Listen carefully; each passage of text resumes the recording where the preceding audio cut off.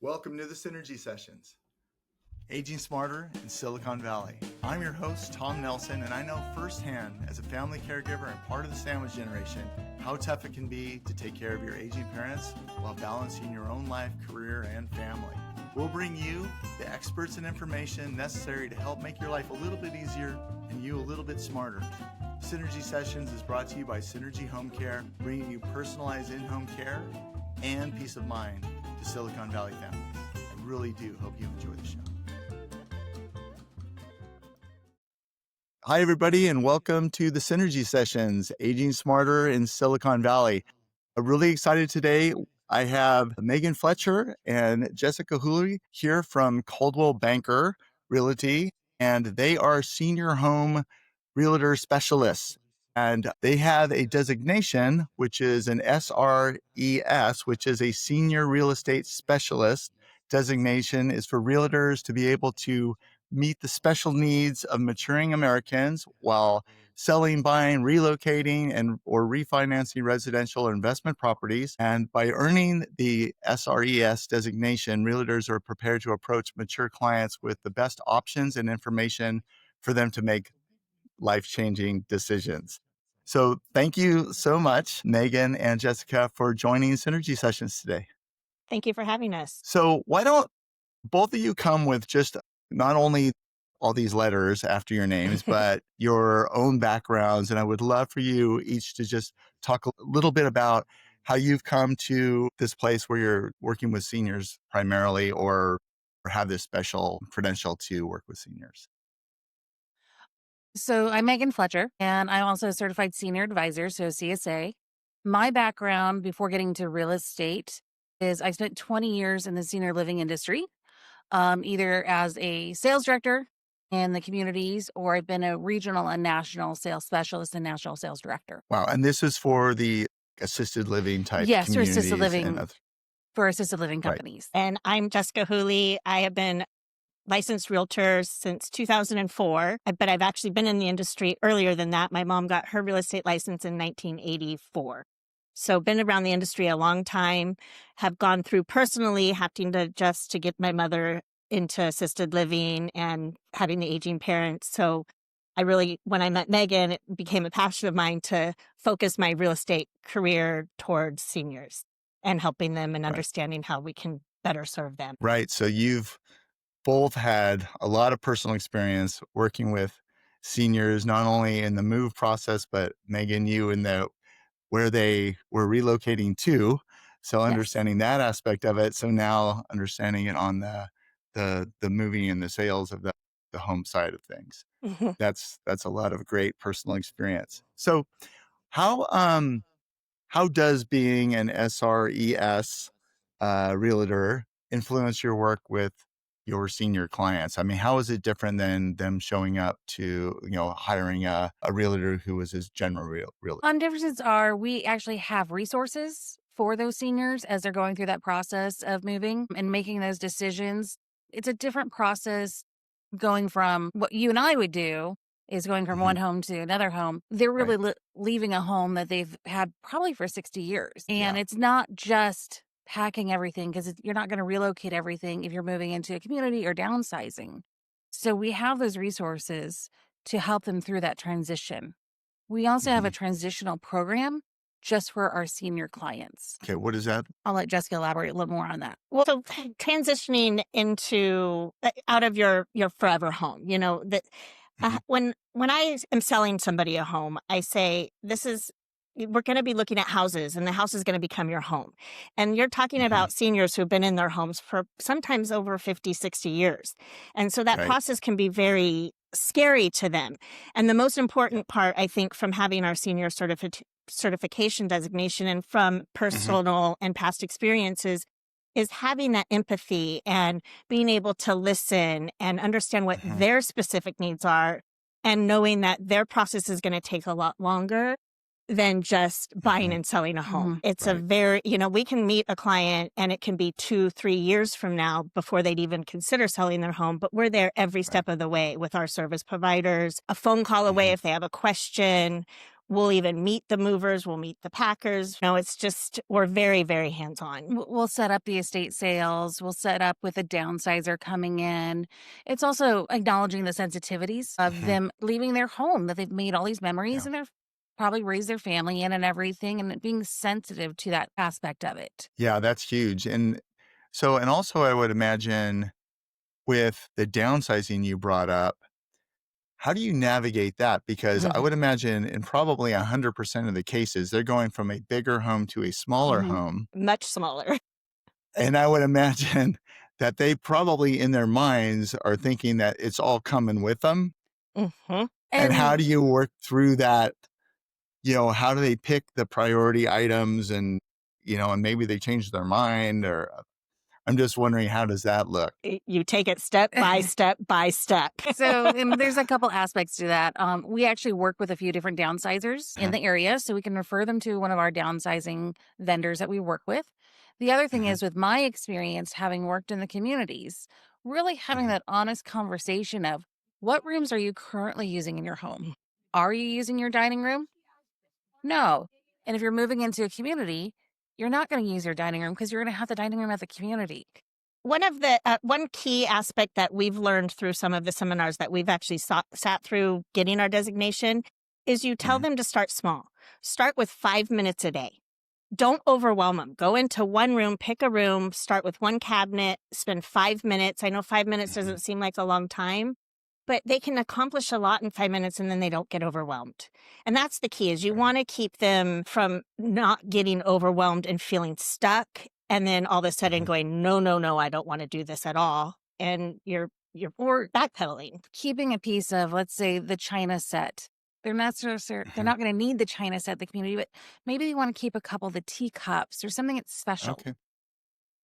And then Right, gifting that it makes a maybe lot of to a sense. grandchild, or finding, somebody in the family who would really appreciate that. So then it's still staying within the family, and it's not just going, oh, we're just going to send this to Goodwill. Yeah. And not considering what that item means to them in that sentimental value. It sounds like the process is just being really sensitive to the process, because Absolutely. you or I don't have a bond with that tea set.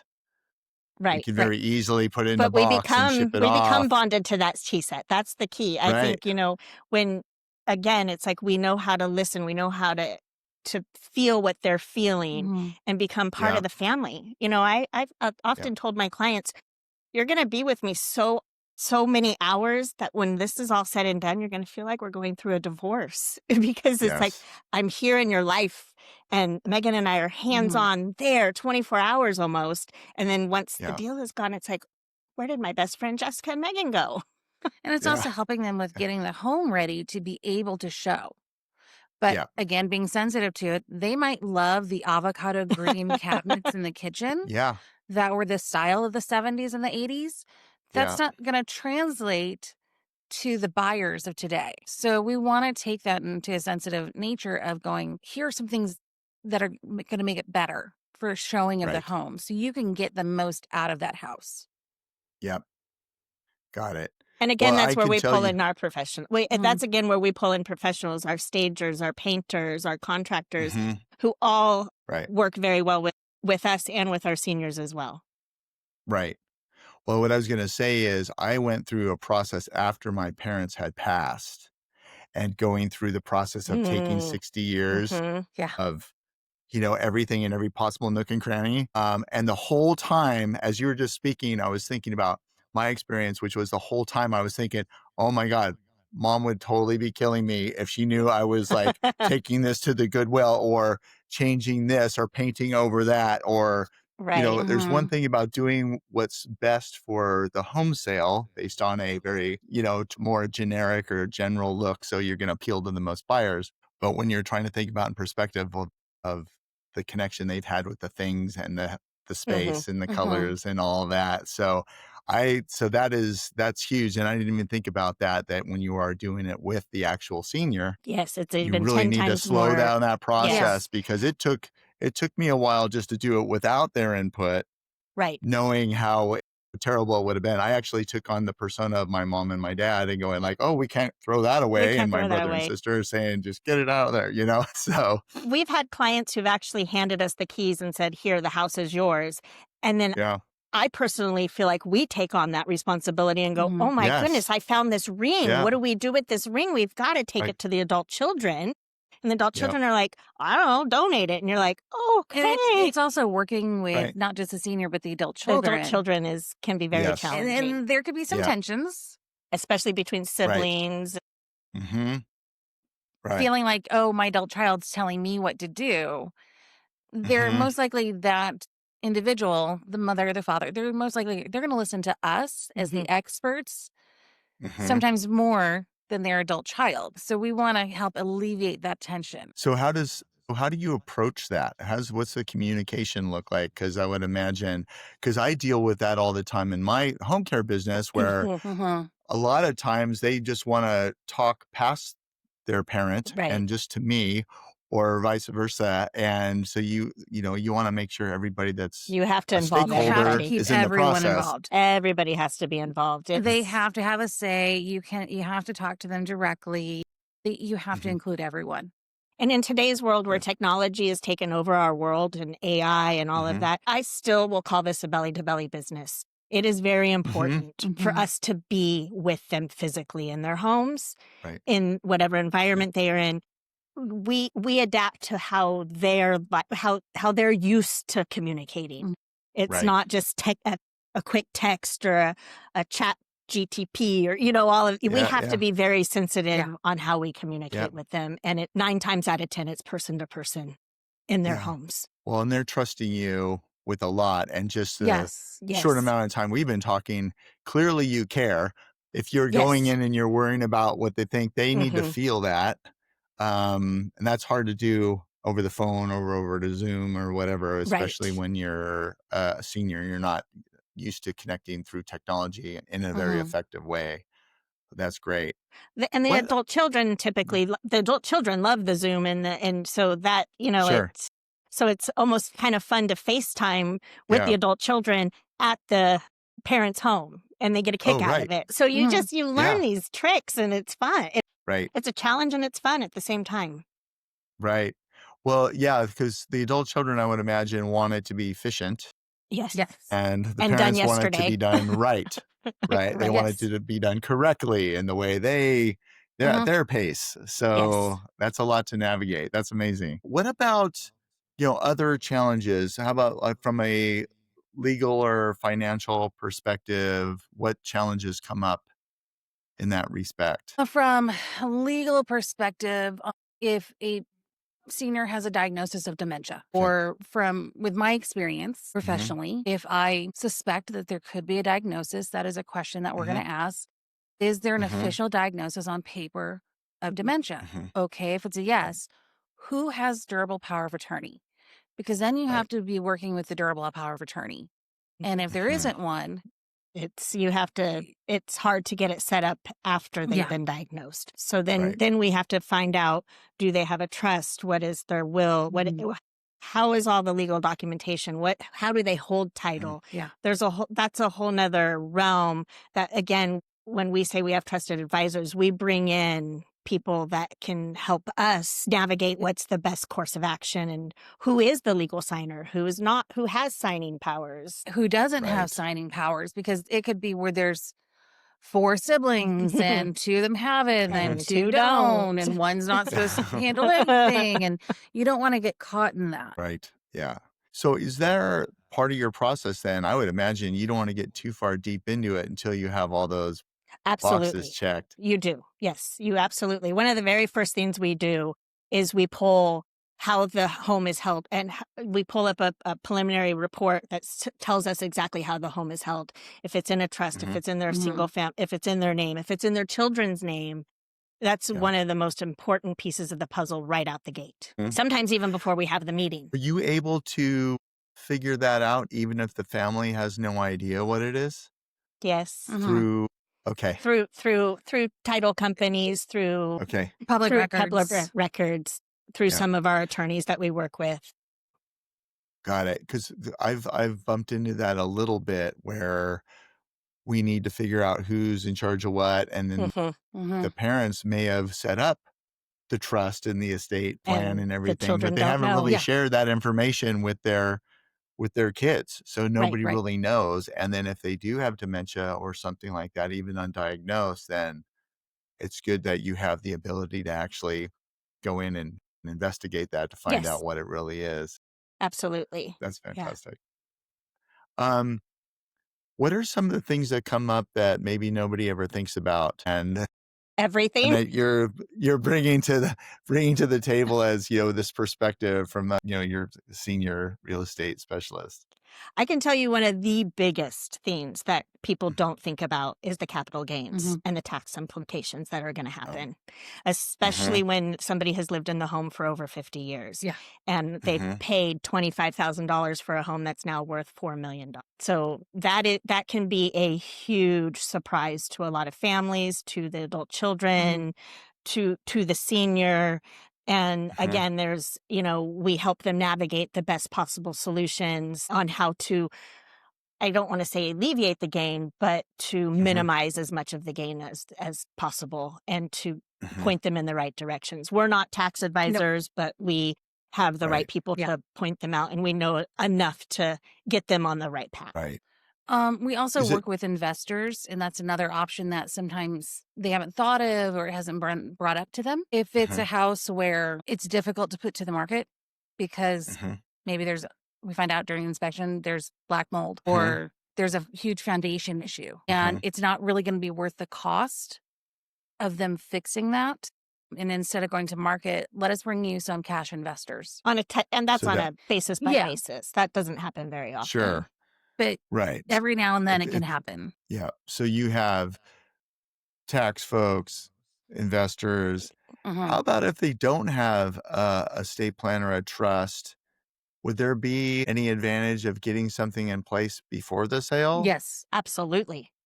100%. So that way they can make sure that some of the money is protected, or at least it's aligned correctly Correct. for Yes. the sale to benefit them in the best way possible. Because as Jessica pointed out, a lot of these seniors spent $25,000, $35,000 for their home that in certain Yeah. markets in this area could be almost $4 million. Yeah. Yeah. They didn't plan that gain. Right. They No, never thought they they were did. gonna get that out of their homes. Right. Yeah, Oh my and gosh. then each situation is different too, because just out of the gate, and a lot of people don't know this, but a married couple gets a $500,000 deduction right off the bat, just in the state of California. If one of the spouses is passed, it's a $250,000 deduction. But now there is something that is called a step up in value appraisal that can be done once if there has been a passing of one of the family members and not the other. And a lot of agents aren't even aware of this. And that helps the clients immensely on the amount of gain that they will not have to pay if it's done correctly. And Right. something like that can actually be done in arrears. So I had a client who his spouse passed 10 years ago, and I called up my appraiser and I said, this happened 10 years ago. And he had to pay a little bit more money, but in the long run, it saved a lot him a lot. Yeah. So Well, that's like we said, every situation is unique and there's a challenge in every single one. right. So So you'll learn. So how about the challenge of actually moving them to the assisted To the living? community? So this is kind of into your world a little bit, Megan. That's But Megan's so what world. is what do we need to look out for in that respect? Because I've been through that as well. Yeah. So My parents, like with the move into assisted living, and then sometimes there's a The boomerang, and sometimes adjustment. it's like one to. So how do you support that for that, at supporting least that is the best possible or the best potential outcome? You with never my know what it's going to be. experiences being in communication with the community that they've chosen, introducing ourselves, saying we're the agents that Mr. and Mrs. or whoever has chosen, and we'll be working with them. So we really want to make sure that they get here as smoothly as possible. And sometimes the communities are willing to pay for the movers or giving them, especially if it's a brand new community, helping them get moved in. But we need to make sure that the community is staying on top of the family or the senior of getting their 602 finished and getting their assessment done and everything that they have to have done in order to move into the community. With my background, I Mhm. can ask, hey, Mhm. how's that going? Have you done your assessment? Because we need to have an understanding of when we put your house on the market, it can go pretty quickly. Are you Yeah. prepared for that? Have you done everything you need to do to get moved into the community? Are they communicating with you? So, So does And that come also into play then? Also, maybe the close date or something like that if they need more time, or maybe a rent a rent a back or rent backs. back. something Rent like backs that to Yeah. are a buy them a little big, time? Yeah. yes. Yeah. Rent backs with senior moves are a Yeah. key aspect to get at least a Mhm. 30-day. And a lot of times we try to get 60-day rent backs. Yeah. And you just negotiate that up front. And Mhm. that's so that the senior has more time. They don't feel Mhm. rushed because 30 days comes and goes really quickly. Oh, yes. And so if you have at least 90 days, it's a much, much smoother transition. And that's an upfront Right. conversation that we'll have just to Mhm. be prepared so everyone isn't feeling surprised if that does need to come into play. But 9 times Right. out of 10, it comes into play. Mhm. We're used to seeing that a lot. Well, I would imagine once they've put the home on the market, then the clock's going, and The then they get clock that ticks. offer, Mhm. and that could happen. That could happen really quickly, or that could take, weeks, but you never know. Right. So Yeah. it's kind of sometimes hurry up and wait or then go. Mhm. So wow, that's a little tricky, but that's good that they have that little extra time for that. Hmm. Yeah. I was going to ask, do you find that you do need to do the modifications to the home these days? And then how do you help navigate them living through that? Do they typically have to move out, or how does that work? Because as you mentioned, they've been there for 60 years and now they're like, okay, we need to make these upgrades. And what do you do with them while you're trying That to do the upgrade? is it on basis, but in the world we live in the Silicon Hmm. Valley, we do as minimal as we can, Mhm. and that's either Okay. carpet, paint. We address Hmm. safety items because again, these Right. people have lived in the homes for Mhm. so long. Is there an Hmm. electrical issue? Is there a foundation Yep. issue? So we'll do the inspections up front while they're still living at the home. We just make sure that Hmm. they have the inspectors have access to the main systems of the house. But Hmm. we've done it where we move around them and we Mhm. paint and we're Hmm. very sensitive. Again, maybe we carve out one room in the home that Okay. stays that room and we just leave it the way it is. And Hmm. it's a bedroom, and Yep. so we're not the kind of agents that go in and want to say let's redo the bathrooms and the Yeah. kitchen and we're remodeling the whole house to make it modern for today's world because most buyers want to put Yep. their own personal Mhm. touches into a home. And if they do Yeah. want to move into For the sure. community and they're worried about the funds from the home sale, if Hmm. they want to get moved in and not have to be in the home while it's getting painted or carpet, but we can also Hmm. introduce them to bridge loan programs. So we do have Okay. access Hmm. to mortgage to lenders who do bridge loans. So that could buy them Okay. a little bit of time to pay for that Hmm. first month or so in the community if they're really worried Got about it. that. Okay, so I wasn't even thinking about that. So I guess the Right. three ways is they move into the community in advance, Yes. or they go to a hotel for a month, Yeah, we don't like No, that. we or don't We like or don't that. you like build that. or you build around them. We build around them. Yeah. Or you We do build around them 9 times out of 10. And it works out Okay. beautifully to build around them Okay. because they're still in their home and that one room Yeah. feels like home to them. And Hmm. so it's like I said, it's one bedroom. So it's Yep. not going to be an eyesore to a buyer coming in. But we do ask them to go away for the showings. Yeah, yeah. That's right. Maybe go for a walk You with don't the wanna dog around the block. Yeah, exactly. Oh my We might gosh. send them out to lunch. That's true. Yeah, Or yeah. Megan will take them to lunch and I'll do the showing. That's the other Yeah. beauty about having a team. Yeah. We work well together, and so you get two for Hmm. 2 for 1, and so there's 2 hands on deck all the Mhm. time. We can even Yep. arrange if they are moving into a community, we can even arrange with the Hmm. community. Can they come during the open house to Mhm. participate in an Hmm. activity at the Yes, community?